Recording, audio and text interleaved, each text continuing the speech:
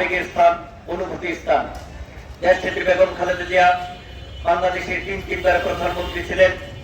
সারা বাংলাদেশের মানুষ থেকে শুরু করে সারা বিশ্বে এমন কোন রাষ্ট্র নেই, বিশ্বের মুসলিম রাষ্ট্র সহ রাষ্ট্রীয় ক্ষমতা থাকাকালীন উনি যে সকল কর্মের মাধ্যমে মানুষের হৃদয়ে স্থান করে নিয়েছেন, তার জন্য আজকে সারা বাংলাদেশের মানুষ থেকে শুরু করে সারা বিশ্বে এমন কোন রাষ্ট্র নেই, বিশ্বের মুসলিম রাষ্ট্র সহ ইউরোপিয়ান আমেরিকান সহ সকল রাষ্ট্র আজকে দেশে এবং তারা আশু সুস্থতা কামনা করেছেন।